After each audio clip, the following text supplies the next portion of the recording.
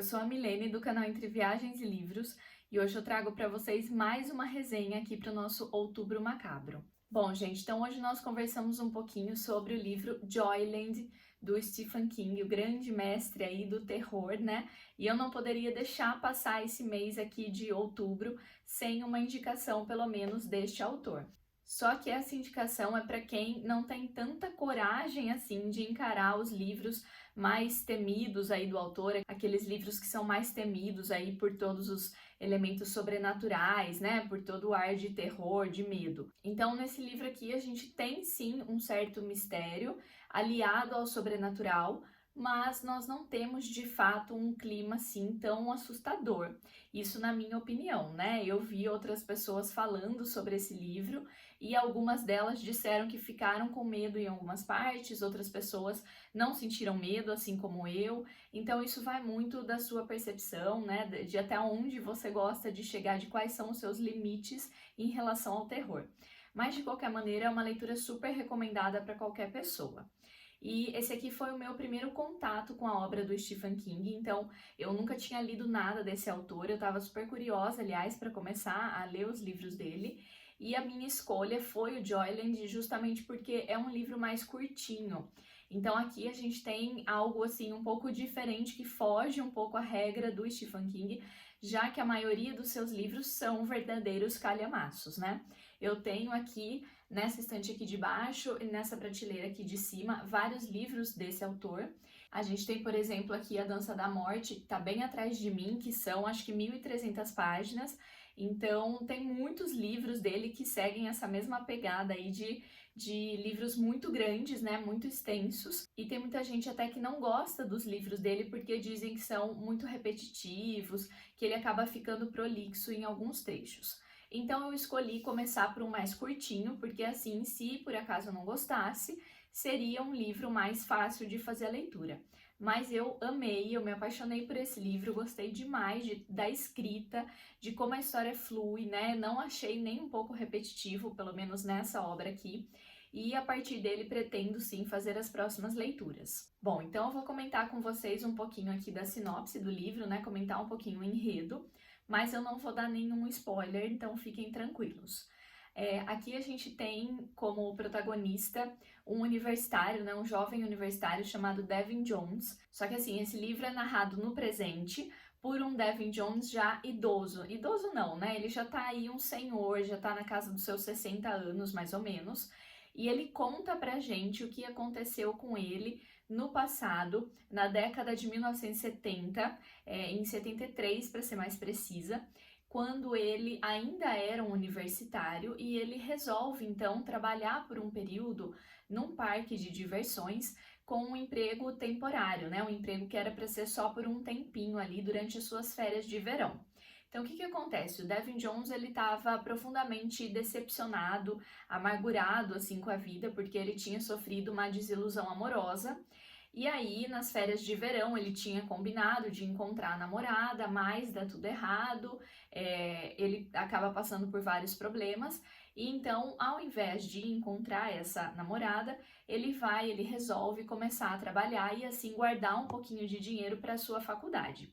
Só que muitos jovens fazem isso, né? É uma prática comum lá nos Estados Unidos. Então tinha vários outros universitários que também foram para esse parque procurando emprego ali durante aquele período das suas férias. E o Devin acaba chegando então junto com essa turma nova e até o pessoal que já trabalha no parque há bastante tempo, né? Os funcionários fixos do parque que contam e dão apoio a toda essa gente que chegou, né, e contam para eles como é o funcionamento. Eles explicam que o parque fica meio que vazio durante as outras épocas do ano e só na alta temporada, que é o período de verão, é que o parque enche, eles precisam de mais funcionários e acabam então contratando sempre pessoas novas, né? Em geral, esses universitários procurando ali um emprego de serviços gerais, de ajudante, enfim.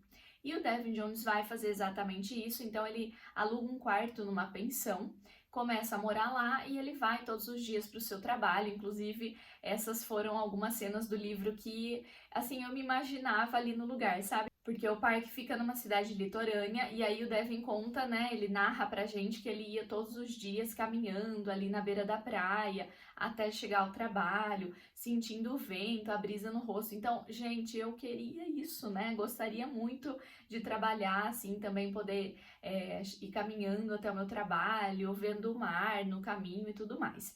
Bom, mas enfim, ele vai todos os dias até o seu emprego e lá ele começa a se enturmar, começa a fazer amizade, né, com as pessoas que estão trabalhando lá e com os funcionários mais antigos. E é através deles, justamente, que ele fica sabendo de algumas histórias que circulam ali pelo parque, né? Todo parque tem as suas histórias, as suas lendas, né? Lendas urbanas, e Joyland não é exceção a essa regra.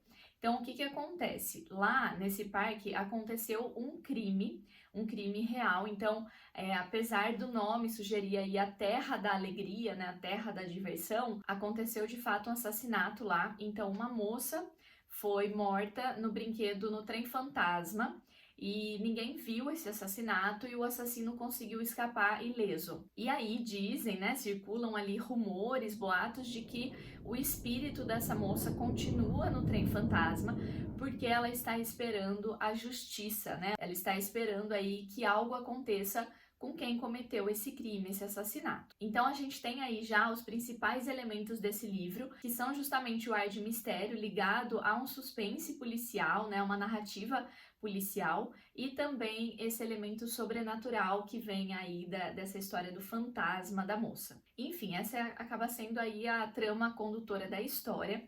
E o Devin Jones, ele fica muito curioso, ele quer saber mais sobre essa história, então ele começa a conversar com todos que trabalham ali. E a partir dessas pesquisas que ele vai fazendo, começam a acontecer algumas coisas estranhas. Em um determinado momento, ele vai conversar com a vidente do parque e ela conta então para o Devin que vão acontecer duas coisas ali que vão marcar o seu caminho.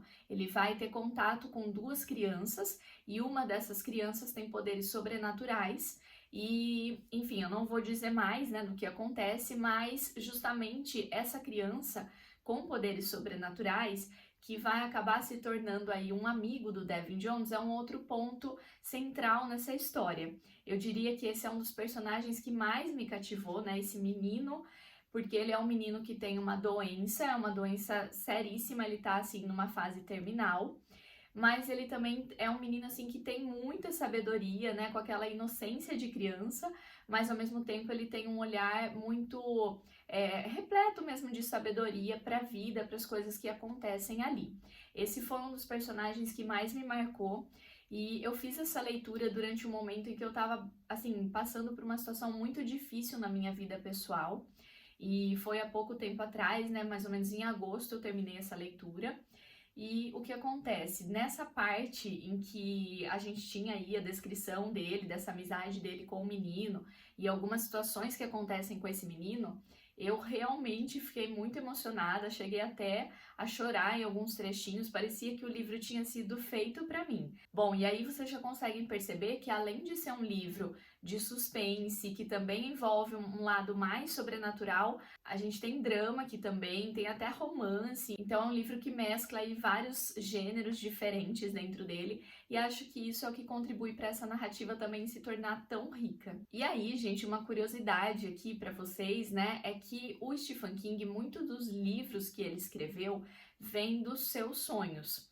E ele contou numa entrevista que ele deu em 2013 que esse menininho que eu narrei aqui para vocês, que acaba se tornando amigo do Devin, ele apareceu pro Stephen King como se fosse assim um sonho mesmo, e o King acabou guardando essa imagem na sua cabeça por 20 anos até encontrar o enredo ideal, até encontrar um livro em que esse personagem fizesse sentido. Então ele sonhou um certo dia com um menino sentado numa cadeira de rodas, empinando uma pipa na praia, e nessa pipa tinha o rosto de Jesus.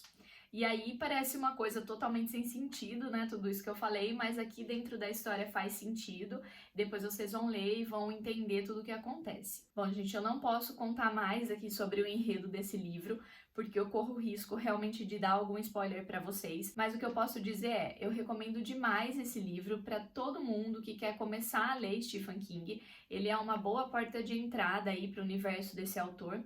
E também, se você já tem algum contato com obras do King, mas não gostou por conta dos elementos de terror, você tem medo, né, não se sentiu bem fazendo as leituras, esse livro aqui pode ser uma excelente escolha, porque aqui você tem sim esse universo sobrenatural, né, que é tão característico desse autor.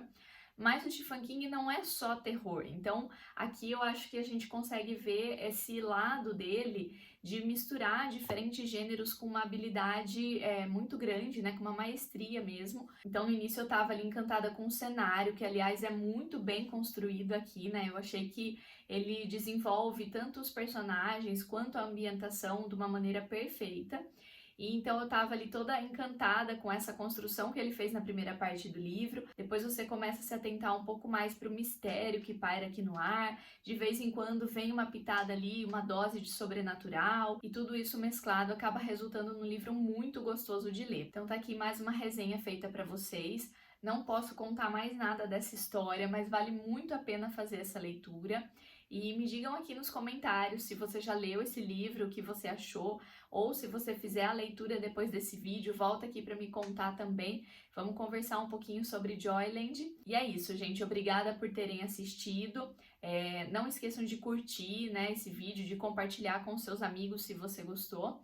E aguardem os próximos vídeos do Outubro Macabro, que eu tô preparando ainda várias coisas legais para vocês. Muito obrigada e até o próximo!